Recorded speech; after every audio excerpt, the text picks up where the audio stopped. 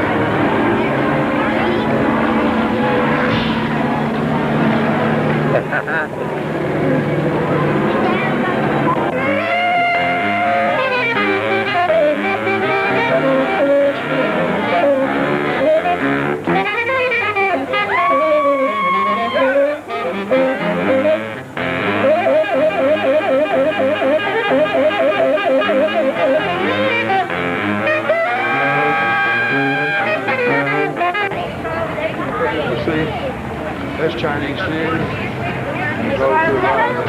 Hurry up. Need Hollywood Theater.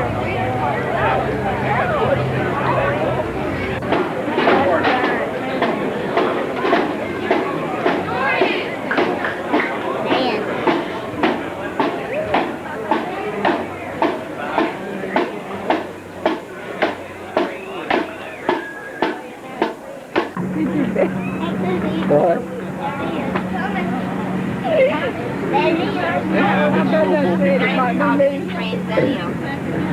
Say what?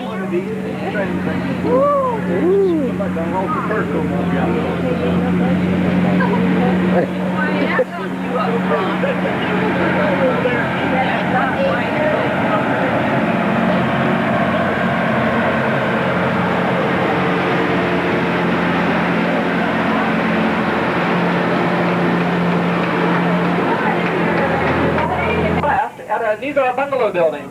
These are what house some of the production team, but hey, that's just another story. It's always branching out. Oh well, let's leave this one alone, and we're going to enter one of the most glamorous departments, and that's our costuming. Also, folks, while on board the shuttle today, photos and videos may be shot, unless we run into a Warren Beatty and his turn production of Dick Tracy. Julie Andrews is Mary Poppins, Michael Jackson, Captain EO, and the co-stars of Who Framed Roger Rabbit. Here's the... Are you taking notes on all this? Because there's a test afterwards. How old are you? Yeah. 7? Well, I'm 9. I'm 2 years older than you. All right. Just beyond our costuming department is our camera, lights, and prop department. This is where we store all of our equipment until it's needed for shoots on and off the lot. In fact, many television crews use our equipment when covering the shuttle launches over at the Kennedy Space Center. In the construction of the sets here, that are later finished over on the sound stages. You know, I'm a little jealous of these people that work in here because they're the only people who I know who can make a scene and they can get paid for it. Ooh,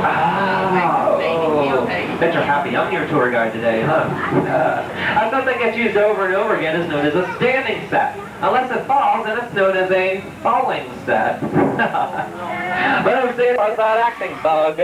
I was finding it a little difficult to get those good parts. Oh well, Herb, those are the breaks. Production crews like to have this part of my backlot anywhere USA because, well, no matter where you place the camera, you can depict any town across our country. So no matter where you're from, you're home. Speaking of home, take a look. To give it that lived-in look for an upcoming shoot. You know, it's those little details that make a big difference, like Spot's dog bone and the tricycle here on the walkway and the newspaper on the roof. And, folks, I have thrown many a Frisbee on my parents' roofs in my days. But I've never had a Frisbee that's going to stay at an 85-degree angle. But hey, here at Disney, we can do anything as you're going to see. Now up ahead is the urban counterpart to the residential street. And we're going to visit that in just a little bit. But first, take a look over here at our backlot church. Notice how this side looks like a small-town country-style church? But when we turn the bend, take a look at the front. And that could fit the big city roll. And just like every other building here on our backlot, that church is easy to alter. Right over your head, isn't it? The backlots at the Disney Studio in California got its start back in the 50s when Walt produced his first primetime television series, Zorro. The haciendas of Zorro were later joined by a Western Street, a residential street, and a town square. Good morning, Vietnam! You ought to hear me do that at 8:30 in the morning. And these two dragon boats here, they were used in a show over at Epcot Center. What? Go back? Go back? What are they saying? Just wave to them. They have no idea what they're talking about. Hello. Hi. Hi, everybody. What are they talking about? Oh, well, doesn't matter. We're doing a tour. We're the party shuttle. As I was saying, these two dragon-looking boats, they were used in a show over at Epcot Center called Kaleidoscope about 1.5 years ago. Take a head over here across the canal. You're going to get a backstage view of our residential street. Notice how the architectural details stop just beyond the camera range. Remember, folks, we only need to build what the camera really needs to see. It's a great place to visit, but you wouldn't want to live there because there's not a lot of privacy in that bedroom community. Now, on a backlot, we can build sets or environments that can't be found nearby. For example, in Central Florida, you would never find an active oil field in a dry, rocky, barren desert canyon prone to flash floods. So what did we do? Production team built one right here. And guess what? They're doing some filming. Just as me. Oh, you got your camera out? All right, I'll close. Ready? On the count of 3. I'm serious. Get your camera ready. 1. Uh-oh. Hey, it looks like we're in luck, folks. They are doing some filming, so everybody quiet on the set, please.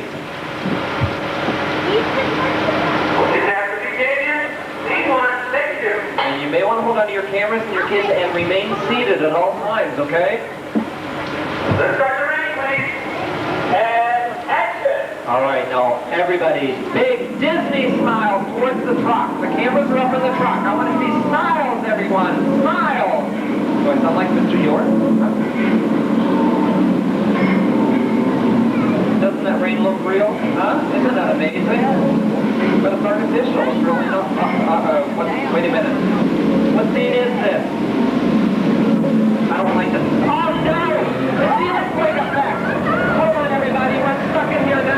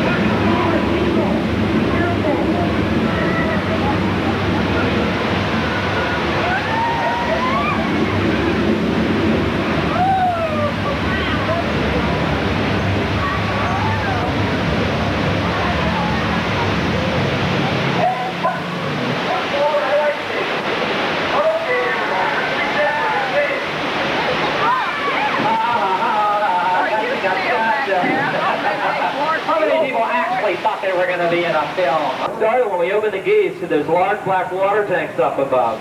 Tanks large enough that they can hold the water to fill 10 Olympic-sized swimming pools. Some of that water was shot up by air cannons that could shoot 275 gallons of water over 100. No, let's not warn these people. Let's just smile and wave at them. We know where you're going. We know where you're going. Ha ha ha ha ha. Boy, look at them. Designing and constructing these facades you see. What looks like concrete, stone, and brick is actually fiberglass and styrofoam, painted and aged to look like they've been sitting around for decades. Even these marble pillars up here on the left, just styrofoam painted, that's all it is. And even though the buildings are styrofoam and fiberglass, they can withstand winds of over 100 miles per hour. Notice how everything's aged. Even the curves look like they've been, had the dirt around and the dirt. It does look like there is a production crew getting ready to film a commercial later on, but they did give us permission to shoot. And while you're on vacation, if you have this sudden urge to buy a washer or dryer or a stove or refrigerator, Smith Brothers Appliance Sale on the right-hand side is having a good sale today.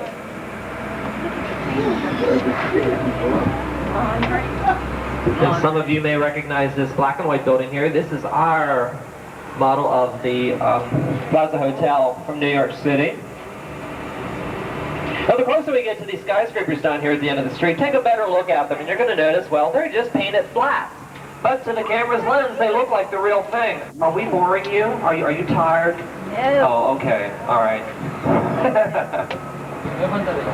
It's an old movie trick called forced perspective. Well, it's just a modified bus. What, Roger? What are you saying? Dip.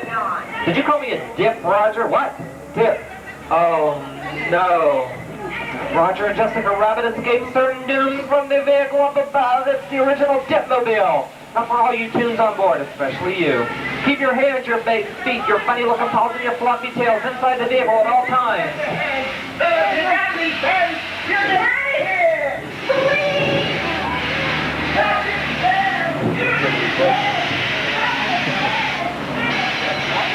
My car.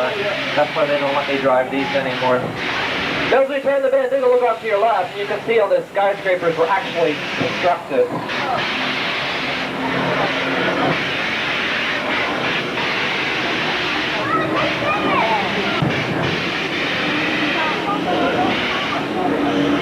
Okay, everybody, testing to see how many people were really listening to me.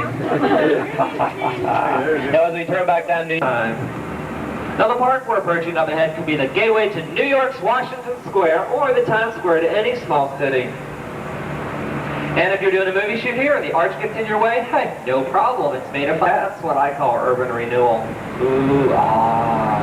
With Roger and Jessica Rabbit. Now I think Denisha deserves a big round of applause for making it safely. Yeah, come on, everybody. And I deserve a bigger round of applause. Yeah, you three in the front row can't clap at all, can you? All right.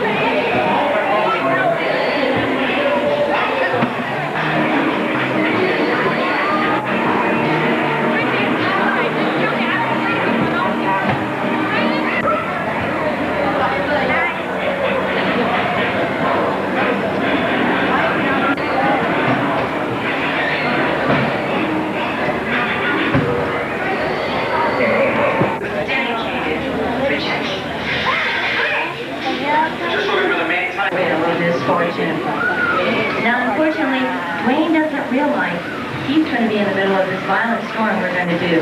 And we're going to be doing some of our heavy-duty mechanical devices. Dwayne, Skipper. Dwayne, put your hood up, huh? Tie the strings real tight. Trust me here now. Don's mock-up is actually Ron just going to simulate movement on the high seas. Okay, Don, you're really doing a great job of making him seasick here now. Now, wait a minute. The script calls for a skipper. Watch out. There's going to be a tidal wave coming over on your port side. I hope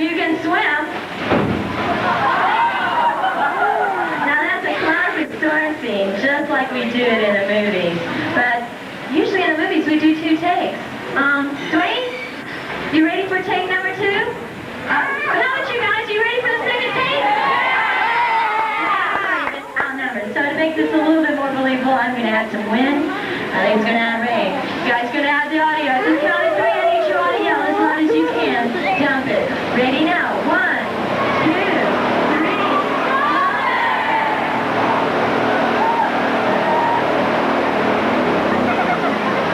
Well, if we were actually filming this, the scene we just would have shot would be actually edited together with our miniature tug here, using the same wind and rain effects. Now, considering we just dumped over 800 gallons of water on our pilot house, I think we need to give our brave skipper a big Miniature. this show called USS Tolink and Sinkable.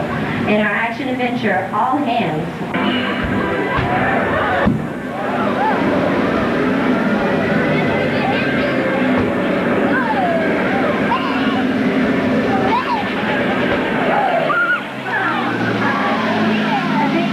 I think it's all over. Oh, is it? Watch out! Here goes the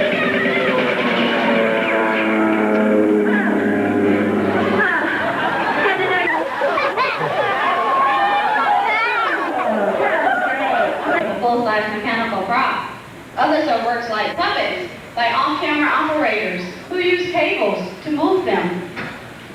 In other cases, to make our creature come to life, we use a technique called stop-motion animation.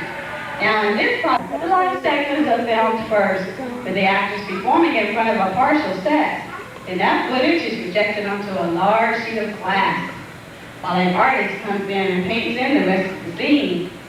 And when the pieces are combined, the result can be quite convincing. Now